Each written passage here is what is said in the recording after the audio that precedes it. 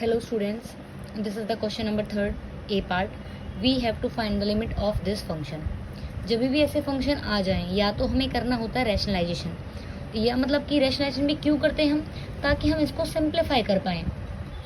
चलो इसको देखते हैं। इस क्वेश्चन में क्या कहता है ये, अच्छा हमें न्यूमरेटर में ये टर्म और डिनोमिनेटर में ये टर्म सेम दिख रही है, तो ये तो पता होगा ना कि अगर a प्लस बी अपॉन 2 है तो जो 2 है ये दोनों के अपॉन में इसको हम अलग अलग भी लिख सकते हैं, ये पता है। वैसे ही जो ये टर्म है under root x square minus of 1, ये a है, ये b है और ये 2 मानो, तो इसको हम दोनों की अलग अपॉन में लिख सकते हैं ना। तो limit of x tends to 1 under root x square minus 1 upon under root x square minus of 1 plus ये लिमिट दोनों इस फंक्शन पे पूरे पे फंक्शन पे है ना, तो under root x minus 1 upon के under root of x square minus of 1। तो ये प्रॉपर्टी हमने पढ़ी थी एक लिमिट की कि अगर हमारे पास दो फंक्शन है और उन दोनों फंक्शन पे एक साथ लिमिट लगा रखी है तो उस लिमिट को हम दोनों फंक्शन पे अलग अलग अप्लाई भी कर सकते हैं। Like this function F x और जी एक्स दोनों हैं सम, तो इस लिमिट को हम दोनों पे अलग अलग अप्लाई करके लिख सकते हैं। सेम कंडीशन यहाँ, अब देखो ये भी एक्स स्क्वायर प्लस माइनस 1 का रूट है और ये भी, तो सेम टर्म में कैंसिल आउट हो जाएगी। तो यहाँ पे क्या बचेगा, limit x tends to 1 plus under root of x minus 1 upon under root of x square minus 1। इस लिमिट को हम अलग अलग अप्लाई कर देंगे। Limit of x tends to 1 into 1 plus limit x tends to 1 under root of x minus 1 upon under root of x square minus 1। किसी भी constant function की लिमिट की बात करें अगर हम, जैसे कि limit x tends to a, कोई भी फंक्शन और यहाँ पे ये कांस्टेंट वैल्यू दे रखी है तो उसका आंसर कांस्टेंट ही आएगा, क्योंकि हमारे पास यहाँ x का कुछ वैल्यू ही नहीं है कि हम अप्लाई करें लिमिट, तो ये इसका आंसर क्या रहेगा, हमारे पास 1 ही रहेगा। Plus limit of x tends to 1 under root of x minus 1 upon under root of x square minus के 1। जब भी रूट वाले फंक्शन हो तो हम क्या करते हैं, rationalisation.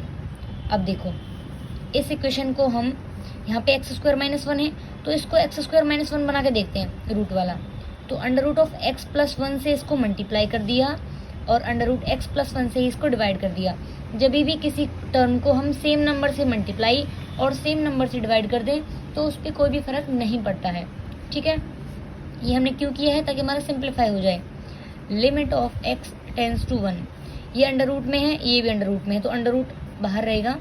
X minus 1 multiply of x plus 1, a minus b और ए प्लस बी, ये रूल बताया था मैंने, a minus b into of a plus b is equal of a square minus of b square.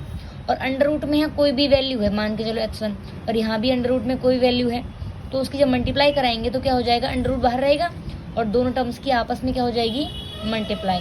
वैसे ही यहाँ पे ये भी रूट में कोई चीज़ है, ये भी रूट में, तो रूट बाहर रहेगा। x minus 1 multiply of x plus 1 upon under root of x square minus 1 into under root of x plus 1 is equal 1 plus limit of x tends to 1 a minus b into a plus b क्या होता है, a square minus of b square. यहाँ पे a minus b into a plus b, तो क्या बन जाएगा हमारे पास, a square minus of B का स्क्वायर, बी का स्क्वायर मतलब 1 का स्क्वायर तो 1 ही रहेगा, upon under root of x square minus 1 into x under root x plus 1। ये टर्म और ये टर्म सेम है, कैंसिल आउट हो गई। 1 plus limit of x tends to 1 upon x plus 1, ये बचा। यहाँ पे लगा देंगे हम सब्स्टिट्यूशनल मेथड, मतलब कि x जब टेंस टू 1 कर रहा है तो x को पुट कर लेंगे 1 प्लस एच और h टेंस टू 0, तो 1 अंडर रूट x की जगह क्या आ जाएगा, 1 plus H, 1 plus H plus 1 और h tends to 0। This will be equal limit 1 plus limit of, limit लगा दो, इसमें पुट कर दो लिमिट सीधा, h को 0 मान लिया तो क्या बचेगा, 1 अपॉन ये आया 1 प्लस 1 अपॉन 1 प्लस 1 रूट 2। इसको सॉल्व कर लो भाई, एलसीएम निकाल लो इसका, अंडर रूट 2, तो यहाँ पे अंडर रूट 2 प्लस 1, इसका आंसर आ गया, ठीक है।